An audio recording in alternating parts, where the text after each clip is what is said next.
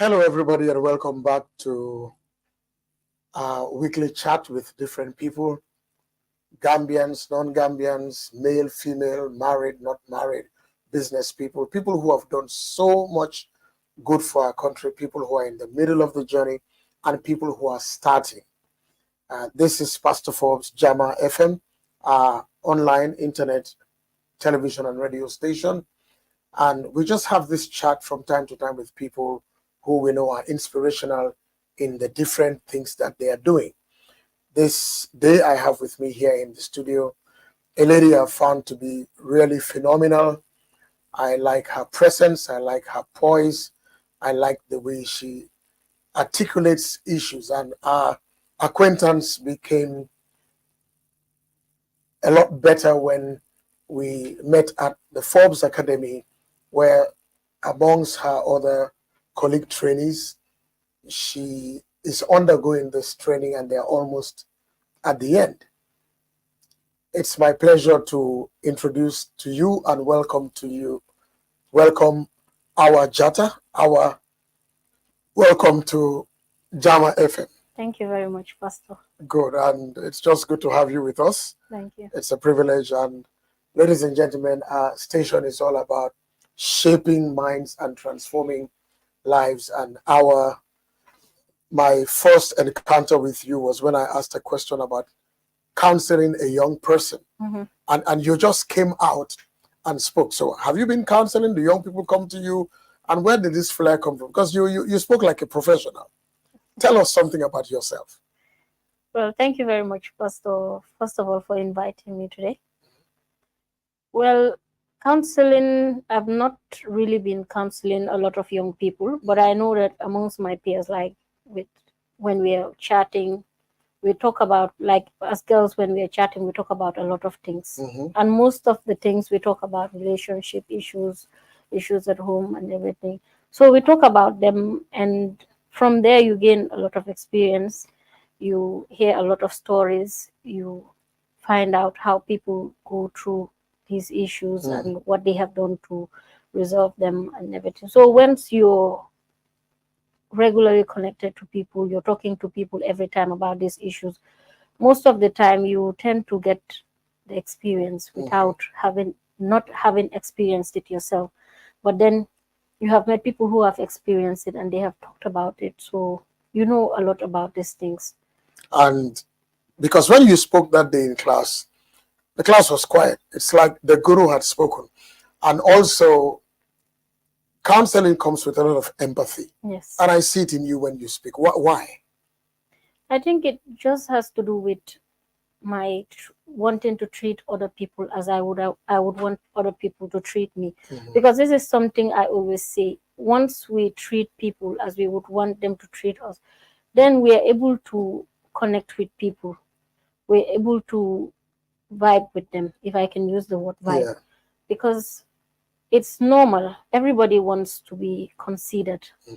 Everybody, you need to be empathetic when you're dealing with people. You need to consider their feelings. You need to think about how your actions will affect them. So once you consider all of this, you may think they are irrelevant, but they are very important. Sometimes you deal with people in such a way it creates an impact in them. It creates an indelible impact on them, and they may not say it, but it also changes their way of seeing things, their way of dealing with other people. So we're always creating impacts, whether positive or negative. So we should always consider these things when we're dealing with So, Awa, what's the source of your confidence? When I talk with you, when I see you, there's an aura of confidence when you speak. What, were you in the police? Were you in the military? Is your father a soldier? What's the source of your confidence? Well, I've never been in the military. My father is a soldier, but it has nothing to do with now we know there had to be something. But it has nothing to do with it, Pastor, actually. Because you carry confidence. I could tell from the beginning. And it's not from the military house. No, it's not from the military house. Yes, you know, the military is an institution where there is always discipline and everything. So once you're in the military, like if your father is a military personnel, it always reflects at home. So there is always discipline. Everything has to be in order and everything. But with with the confidence, Pastor, I think everybody can be confident. Yes. Because at the end of the day, what more can you give out to people except for what you have? Whether it's small, whether it's irrelevant or anything, just give out what you have. You can, like I earlier said, you can always create an impact. So for me, whether I have a lot to give or I have a lot to say or not, I always say what I think is relevant to me. I always say it, and at the end of the day, it will make sense to somebody. Even if it doesn't make sense to everyone, it will make sense to somebody. So I always say it as I see it. That's good.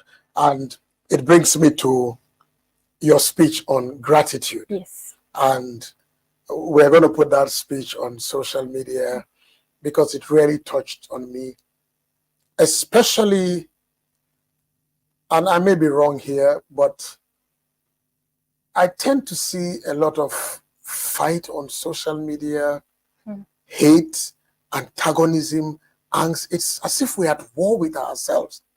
And so to hear a speech on gratitude, it soothes me.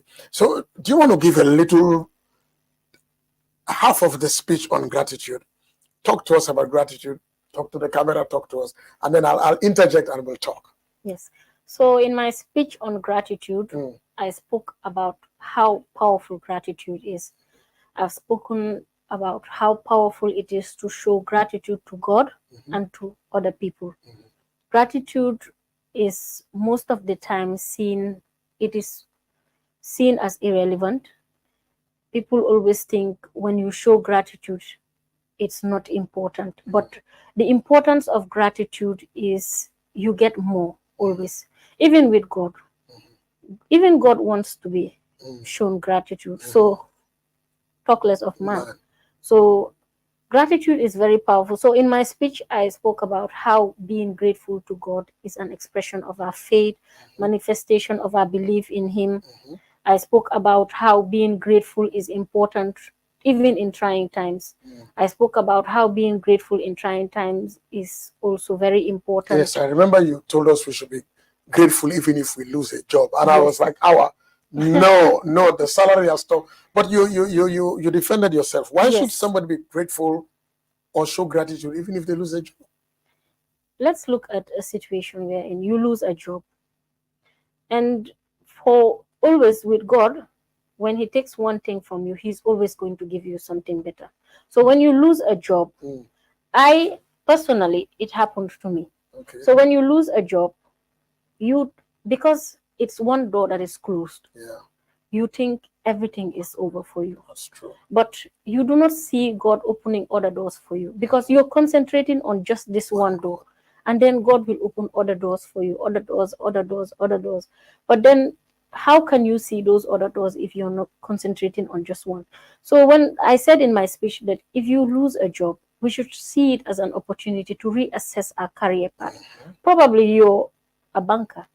You've lost your job at the bank. Maybe that was not even your calling. Probably you should be working in the tourism sector, or you should be a lawyer, or probably you should be a content creator. All this time, when you lose your job at the bank, you have some spare times, you're making contents and everything. You may even make more money from that. So always when we lose our job, we should be thankful. Then when we lose our jobs, we find another job. We're going to connect with new people. We're going to meet new people. We're going to have new opportunities. We're going to see other people, connect with them, relate with them, work with them, gain new skills from other jobs. So it's always an opportunity. There is never a loss when we lose something. So as they like to say, in today's generation, especially around us in our country and maybe the African mindset, I'm going to put you on the spot. Our 1 to 10, on a scale of 1 to 10, as somebody who talks gratitude, lives gratitude, talks empathy, breathes empathy. We always teach you empathetic in class. On 0 to 10, where would you place Gambia in your own estimate in terms of gratitude? Gambia 5. So we are midway. Midway, but there's still room. We have a lot of work to do. Is it evenly spread, the older generation, the 50s and above, and the 50s, or is it just the young people that they are not grateful? Yes, I would say the young people. Not all do, but I think sometimes also it has to do with the fast growing. Everything is moving just fast. So most of the young people are also trying to catch up. So in the process, we lose focus of the things that are important. Let's take, for example, you're working in a company. You've been offered a position there. Most of the time, okay, you see that your colleagues in other countries with the same qualification as you, are far ahead. But then have you thought of the difference between your environments? We do not think about this thing. So you would not blame them entirely because you can see that they want to catch up also. So they lose focus. They tend to, you can hear somebody say, this is the only thing they offered me with my qualification. But then at least it's something you can start from. Because take, for example, when I was working in the hospitality industry. Okay. So when the COVID pandemic came and then everything, the hotels had to stop operation and everything. So now I'm in the maritime sector. I'm working at the GMA. When I went to the GMA, I had to start from the bottom. Wow. Yes, I had to start. And this is something I always say I'm very grateful for, because most of the time we are so much in a hurry that we tend to forget that beginnings Yeah. are very important. Yeah. Yeah. You So can't run without no, you can. crawling, walking, So I think it's standing. very important when I start from the beginning, then I'm able to understand everything about the job. I do not just want to come and then just be a supervisor. Then I will not understand how things work, So how when things somebody start. says, "Well, I don't have time. I don't have time," you know, the rubber, rubber. We need to get this thing going. What would you tell them? I will tell them that they will need to find the time. Because even if you say you don't have time, you're still rushing, you will still go back. Let's not forget, much haste, less speed. That's You right. will always go back to That's learn. right. So it's beginnings are very important. Beginnings are always important. So you are in the hospitality industry. You worked well. You are Mm-hmm. climbing. COVID came. Now you are in the maritime industry. Mm-hmm. And when you started at the bottom. Yes. You didn't want to quit. Didn't anybody say, No, "Hana, no, you're Lula John"? no, I didn't. And I'm going to ask you the same question Mm-hmm. again. Is that military? Because your sense of focus, I always can. Is it the military again? Yes, like I said, maybe the military, there's always discipline in the military. So I will not say it's entirely that, but at the end of the day, like I said, beginnings are always important. I would, yes, if I were offered a supervisory position, I would take it, but then I would need to still learn how is the work done here, how are things processed here, and everything. But when I started from the bottom, I got to understand a lot of things, and it was easier for me because I was learning as I was walking. So I think it's very important for me. I appreciate starting from there. Yeah. Because then I would have to rely on other people always to get information. But I started there. I knew everything I had to do. I knew about the work. I knew everything. Then I was transferred to another department. Our works, our work were related, so I didn't have to rely on people a lot. So it was just me just continuing with work, doing what I had to do. Right. Another question again. Mm-hmm. You write very well. Mm-hmm. I was like, oh, this one, maybe she's a content creator, writing, speaking, everything. Which of these would you take forward? Job and all, marriage and all, children and all. You how do you write? Do you lock yourself in the bedroom? Do you play music? Do you go down the beach? How do you really write? Because somebody wants to learn how to write. Mm-hmm. How do you write? Surprisingly, for even me, when I tell people it's hard to believe, I'm able to write under pressure. Like the two speeches I sent to you, Yes. we will see that I always send them at the last minute. The first speech, I think I sent it after midnight. Monday was the deadline, and I sent it on Sunday. Those were last minute speeches. Yes, I wrote them at night. So I was like under pressure, and I had to just write because now I knew I had to do it. So it's all now, the pipes open. Yes, exactly. So sometimes I try to say, okay, let me start early. But when I start early, I'll just write something and then I'll get distracted and I still have more time. But once I know there is no time, I will do it perfectly. So I like to write because I was a literature student at school. I wrote a lot. We had one of the best teachers in literature, Mr. Paps. He taught us literature. Okay. Yeah, through high school, all through high school. Well, thank you, Mr. Paps. Yes. So let me ask you this question now. Awa, I know this is tricky, but I want your honest opinion as we chat. Generally, we are told that it's difficult for women to rise in organizations just because it's all patriarchal, male, misogyny, and all that. Is there a possibility that with focus, determination, comportment, discipline, excellence, intelligence, you can scale over that? Yes. In fact, you need to always do extra. We always need. Most people do not see this, but women always have to do extra. You always need to do extra to prove yourself. Because once you're a woman, there's that doubt that is already in people's minds. So you need to do extra to prove yourself. You need to work extra hard. I remember when I was working in the hotel industry, 2018. Yeah, so we had a new management that was coming. They leased the hotel, Karaba Hotel. So I was in the reservations department. So I was the only one there, but I was supervised by the director of sales. So I had to prove myself, but I was young, I was a lady, and the job was very, very demanding. So with women, we always lose something for when we begin to focus on our career more. I was studying at that time. Wow. I was working, yes. Wow. So I had to work extra hard because I had to prove myself. Because honestly, I didn't want someone else to come to do the job. So I just wanted to prove that I could do the job, and I had to work. I can remember I used to stay in the hotel till after midnight, just trying to figure out reports. Wow. Yes, and I used to handle emails. I would do reports. I would meet guests. I would attend meetings and everything, and I would still have to go for classes. Yes. And do assignments. Yes, and do assignments. Yes, do tests. It was just me working too hard. And sometimes I would leave the hotel after midnight, and the next morning I would come to work. So, but it's in a strange sort of good way, it has formed you. Yes. But is it fair?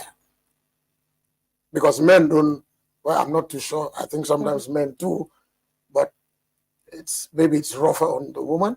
Yes, it is. But now when you look back, would you have been this good if that pressure wasn't there?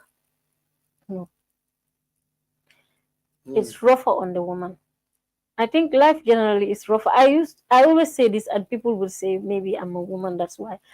But life is very rough on Pastor. Let's just take it. As a woman, you have to build a career. You want to build a career in a male-dominated environment. You need to prove yourself. Sometimes there are challenges you face. You cannot even talk about them. Yeah. Yes, because you do not want to just come out and talk about them, and then they will say you're playing the victim card. Oh, yes. Wow. So you just need to bear everything. You just need to work extra hard. And then there are responsibilities at home. Even if you're not married, even as a girl child, there is always a responsibility Cooking, at home. washing, Yes. cleaning. And then you're also expected to compete with the men in their space. Yes. So it's very, very challenging.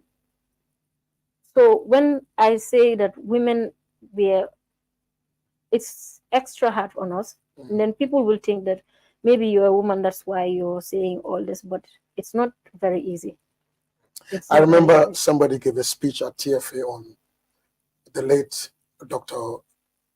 Harriet Now, Auntie Arrow, and was saying, because the person knew her so well, that even her, she had challenges in the male-dominated field. And somebody said, no way, Auntie Arrow was more than a man. And the person said, no, as long as she was a woman, she had those challenges. Now, flip it into business.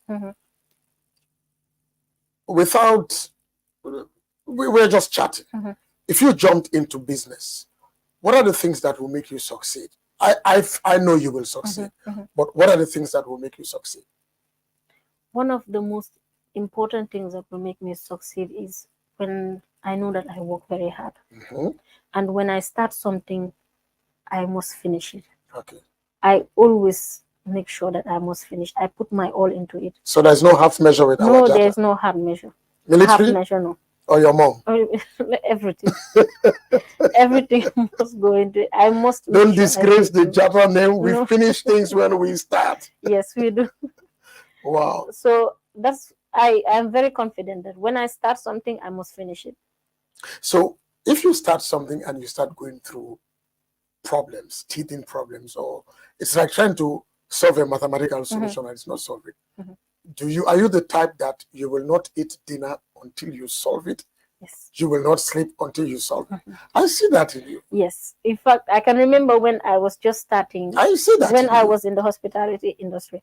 Like I was telling you, I was the only one in the reservation zipper. And I went to Kairaba. I was transferred from Coral, that's former Sheraton, to Yes. Kairaba in 2017, August. So I was there in August. Then January 2018, the director of sale himself had another offer in Atlantic Hotel to be a general manager. So now I was all alone. Oof. Yes. So now, and this new management came. We were using totally different systems. So they had to get information. I was the only one there. I was inexperienced at that time because it was barely 5 months since I came to the hotel.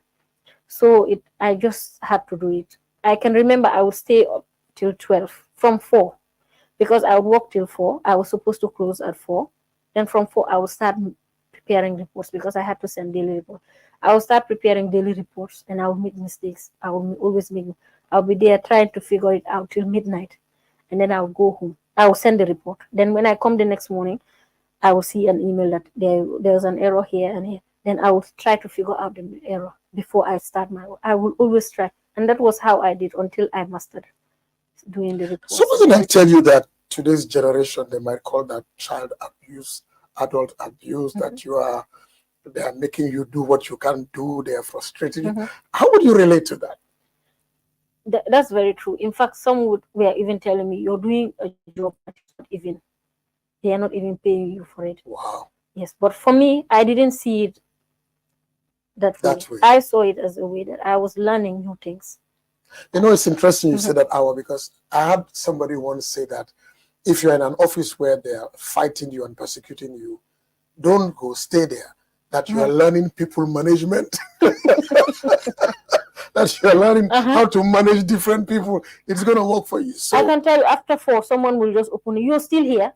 You're still doing this job. They are not even paying you for this job. Do you know the previous person who was here, how much they were paying this person? wow. And you go, you know, It affects. yeah, but then I knew that I was still learning. So I learned, and then when I was able to master the job, then I was able to get a raise. So am I looking at Awa Jatta that has no hobby? Just work. You do. You have hobbies? Yes. But then, to be honest, at that time, the job took away all my time. Wow. Yeah. So I didn't have any time to do anything aside from just the work. So it was just the work. But I do have hobbies. I love to read.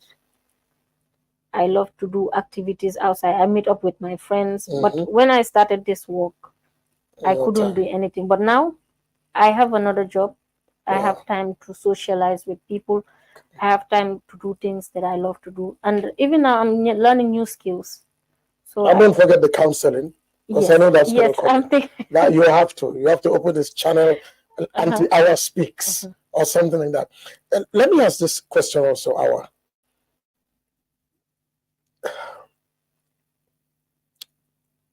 Permit me to call you Dr. Awa Jatta. Are we seeing a PhD in the making somewhere along the line? Yes. So when will she stop? Are we seeing Professor Awa Jatta? Do we ever stop, Pastor? Do we ever stop? We never stop. We retire. A continuous race. That's a retirement age. Yeah, but even when we retire, we go on contract. Yes, exactly. We retire. Yes, so long as there's life, it's just a continuous race that never stops. All right, so I'm going to give you 1 minute. We are not ending, but 1 minute, and you can speak into that.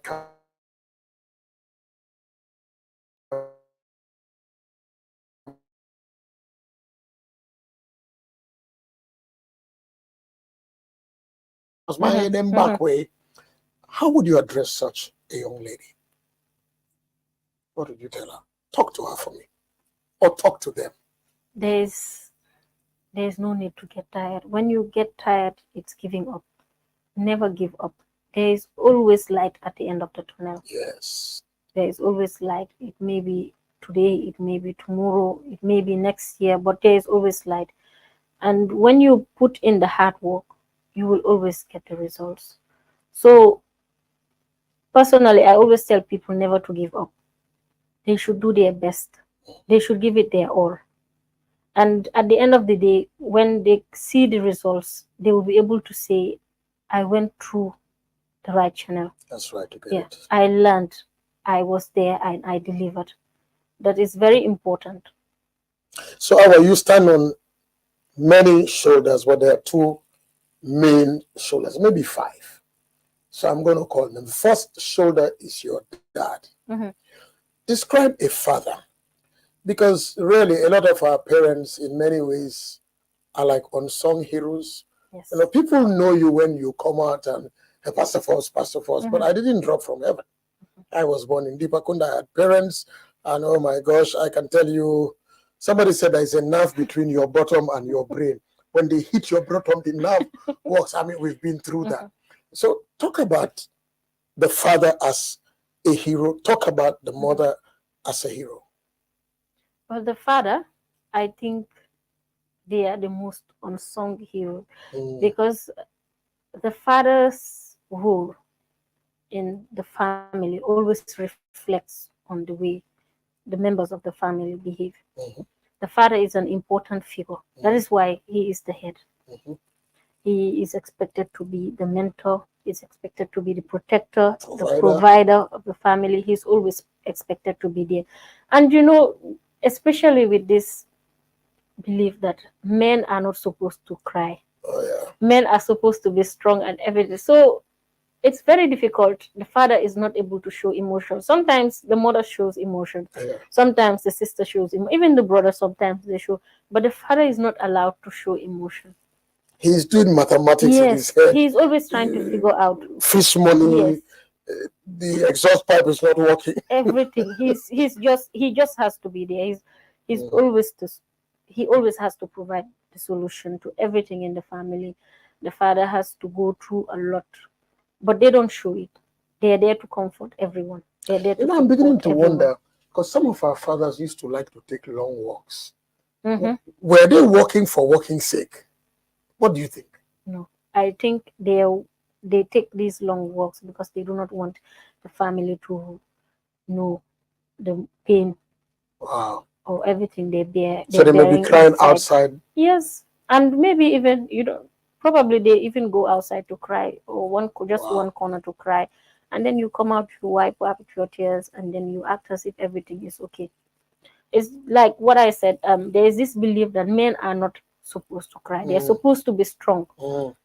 They're not supposed to show emotion, but they have emotions. They are human beings. Yeah, we do. So it's very difficult when you have to bear everything. Everyone is showing their emotion. Everyone is allowed to show their emotion except you. Strangely. Except you. So everyone is looking up to you. Wow. So they have a very difficult role. I feel very happy hearing that. Thank you very much, Awa. Njilan, I hope you are hearing that. So there's another unsung hero, and this one I know. It's when it's Mother's Day or Mothering Sunday or anything with women, there's a lot of the whole world goes crazy. My mother, my mom, graduations, my moms are dancing at graduations, babies are born, moms. Who is this mother? The mother is, like I said, the glue that keeps the family together. The mother is there to put everybody together, to make sure that everyone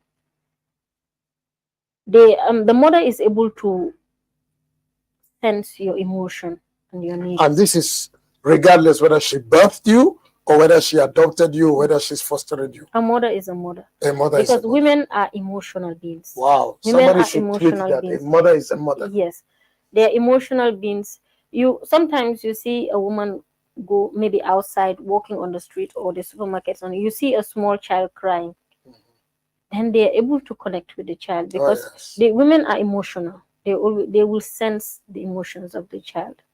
So a mother is always there trying to be there for the family. And with women, they are able to multitask. That is how God has created. That is why a woman can be cooking, they can be doing something else, they can be ironing clothes, they can be washing. They're always able to multitask. So a woman is also take up on any role.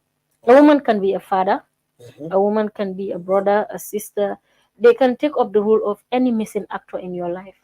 Wow. So that is why a woman is very important. And The counselor is speaking. Yes. Go on, They are counselor. very important. Women are very Wow. important. And like I said, the man is important. But for the woman, I think that's just God created women in a very special All way. right. Then there's this third unsung hero that I think is most unfairly treated. The first child, particularly female, the big sister. Female, yes. Counsel me on the big sister. Well, with the big sister, I think most of the big sisters, their childhood are robbed of. Oh, Yes, because I they're can. assistant Yes, mothers. most of the time you see an elder sister going with the little sister to play, or they're going outside, and then you hear the mother tell, "Take care of your little ones." Yes. Yes, even though they are all going out to play, they will be playing, but they were also watching the little ones. So at the end of the day, they are not really playing, so they are watching the little ones, and they always make sure that everything is okay. They are the second mothers. They play, they complement the efforts of the mothers at home.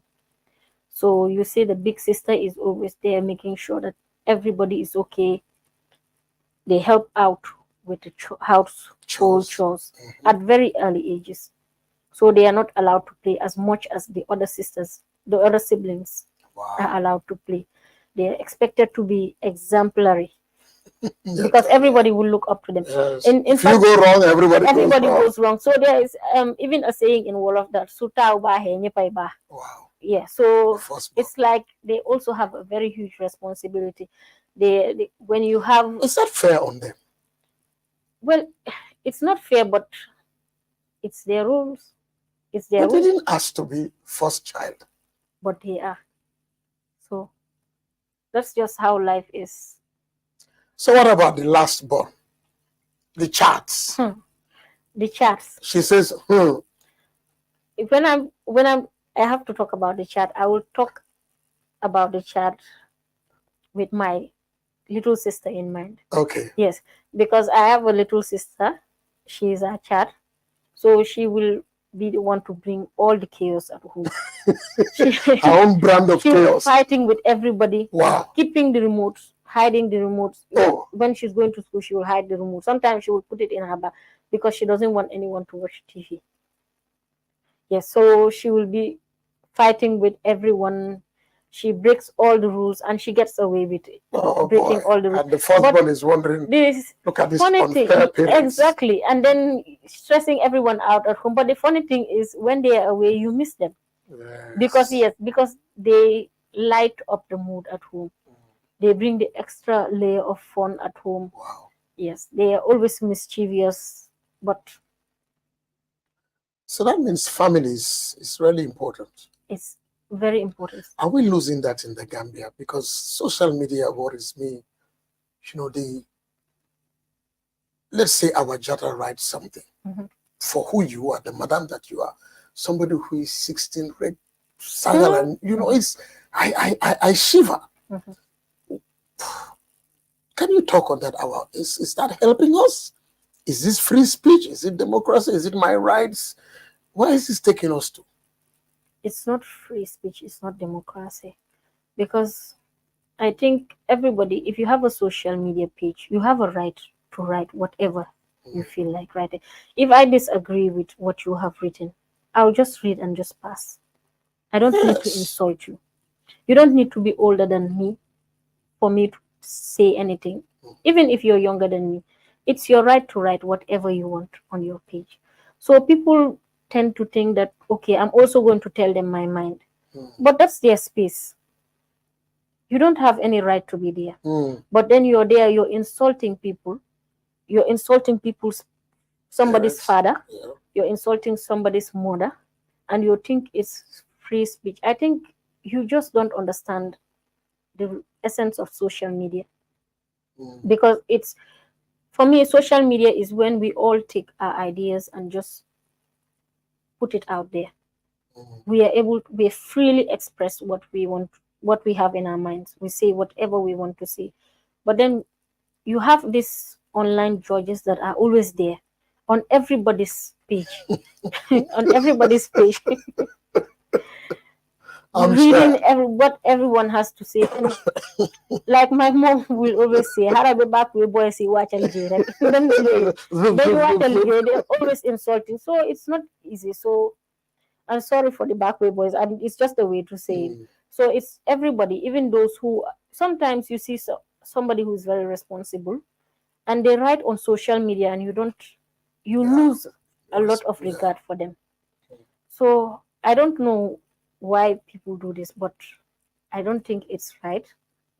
Everybody should be able to express themselves on social media. If you do not agree, just read and pass.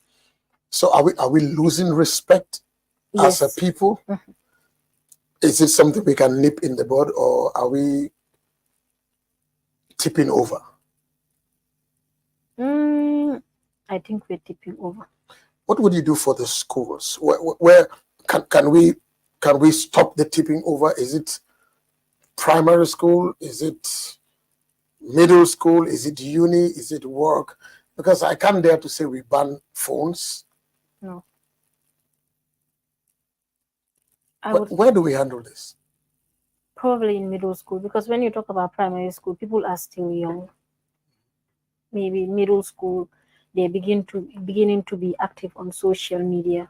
Excuse me. Mhm. Yes, but then also, like I said, this is why people have to be careful with what they write on social Yeah. media, because somebody very young is reading what you're writing, and then they're thinking what you're doing is right, and this trend just continues, because at the end of the day, they also think, okay, I need to go to people's pages And and read just what they and just start yeah. say.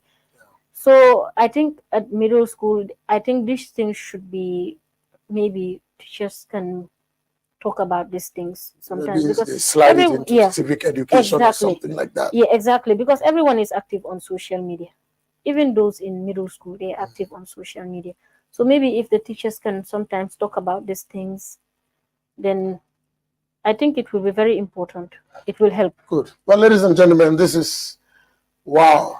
I have taken in so much from Awa Jatta, and we want to bring this chat to a close. It's not going to be the last time she's coming.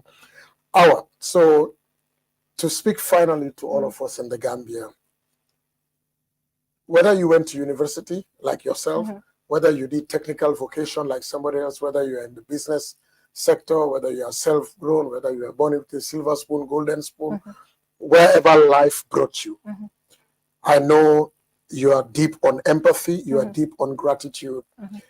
Can you add any, and I know respect too, Mhm. can you add any two more and just round them up as a message on the camera to Gambians from Auntie Awa says? Maybe we start a program. Auntie Awa says, "Lu denge la la Auntie Wa, lu Auntie Awa wa." Yes. Yes, so I would say hard work, Mm-hmm. and we should always try to deliver. Work hard, always push. Mm-hmm. And the thing with gratitude also, like I said, I think we should be able to show more of gratitude As a when, people. yes, so that we can be given more opportunities. And I think it would also minimize anyan Yes, if we exactly. are grateful, If we are grateful, jealousy, yes, and we those should things go we heavy do. on the gratitude. Good. We should go heavy on it. Then we will be given more opportunities, and then we will know the value of the things we are given. Even when we are grateful, we are showing that we know the value, and then people will be able to give us more opportunities. Let us not just relax and then think people owe us anything. Nobody owes anybody It's anything. an entitlement Yes, mentality. once you're here, it's your duty to make sure that you make it. Nobody owes you, be it your brother, your father, your sister. Yeah. They don't owe you anything. It is your responsibility. So if anybody helps you, it's just an extra, it's just a plus. So you should Wow. be grateful, but don't always think that people owe you. Owe you anything. Nobody And in owes you terms of anything. empathy, I think it's, who is it now? I think it's Abraham Maslow in his book, or no, not Abraham Maslow, Stephen Covey, Seven Mhm. Habits. One of the habits, I think number 3 or number 4, he said, seek first to understand before you are understood. And that's empathy. Exactly. Can you chime in? Yeah, so it's just it takes me back to what I was saying. Mhm. You treat others as you would want to be treated. You seek first to Understand. understand, and then, so when we do these things, we, like I told you, we tend to connect with people. We're able to deal with people effectively. We're able to understand people. We understand how they feel because we're treating them as we would treat ourselves. Yeah. So I think it's very important. It's very important. Being empathetic to other people. For me, Showing gratitude, showing gratitude, working being hard, empathetic, working hard, and delivering. being focused to deliver. Yes. Wow. Mhm. And so, because I know if I post anything on our group page, especially if you've done some work in the class, I can count 1 to 10. Before 10, I see thank you from our Yes. daughter. Yes. You are big on that. Yes. Oh, of course, of course. You know, the other time I was telling you, Yeah. even in the traffic when I'm driving, and Oh, yeah. yes. So I just I forgot that. sometimes, you know, people don't know. You think somebody has done you something. You think it's an obligation. They should do it for you. Sometimes you give people a lift, and then when they alight, they don't even thank you. Yep. I could have left you there. Yep. Or you stop for them to cross the Yes, road. They just exactly. They just leave. Even with our bosses, when they create opportunities, like we are doing the training with you, yes. our institution is paying for it. Yeah. So they could have just left us there. Our bosses, they train us, they create opportunities for our growth and development. So what would have happened if they didn't? Thank you. What would have happened if they didn't? Nothing. Wow. It's just us losing. Right. So you're big on gratitude. But look, is this mom and dad, or is this just you? Well, Pastor. I'm sure you say thank you Yes. many times in a day, and you. Once I post something, I'm waiting. I just say, thank you, Pastor. I always say thank you to people. That's I always say thank you to people. And please, these are magic words. And then if you have not been showing gratitude to people, just try it for once. Thank somebody for something they do for you, they have done for you, even if it is little, and you will see how much they will do for you. Well, I want to say thank you to you for coming here. Thank you. Thank you very much, Pastor, for having me. It's a joy having you. Ladies and gentlemen, Madam Awa Jatta. Oh, I want to call her Madam Awa Gratitude. Yeah, you can't be around her and not be grateful. And also the sense of focus, it was just there. So I'm looking forward to more speeches. I'm looking for a YouTube channel. I'm looking forward to a counseling center. Dr. Awa Jatta, Professor Awa Jatta. She said we never stop. We retire and then we refire. Thank you so much, Awa. Ladies and gentlemen, we are ending here for today. Next week, we'll share with 2 people some of their stories. One is a very electrifying story of somebody who took the perilous journey that we call the back way and came back. And guess what? He's almost now a public speaker. We're going to have that, and we're going to have somebody else doing something phenomenal that I'll be quiet about until you hear. But this has been a splendid time with Awa Jatta here at JAAMA FM, shaping minds, transforming lives. As I always say to everybody, anything you want to do, we are here. The station is here, and just make sure you share. Thank you so much. I'm just proud to know that we have a Gambian in you. When I look at you, I say, okay, in the words of Queen, I have hope for Gambia. That's what she says when we finish there. Pastor, I have hope. I said, Queen, you mean you had no hope before? Yeah, thank you so much, Awa. And thank you, Mom and Dad. Thank you, sisters. Thank you, chat. Thank you, everybody. Awa. Thank you very much, Pastor, for the interview. Thank you so much for giving me the space. And thank you to my employer, also Gambia Maritime Administration. Thank you, GMA. Yeah, the management, Director General, and everyone, because it was through them that we were able to come to the Forbes Academy. And thank you very much, Pastor, for the training. This training has been very helpful to us. We have seen a lot of changes. Even when we are chatting within ourselves, we always talk about it. This training is very important. It has changed a lot of things. It has helped us to be able to articulate well.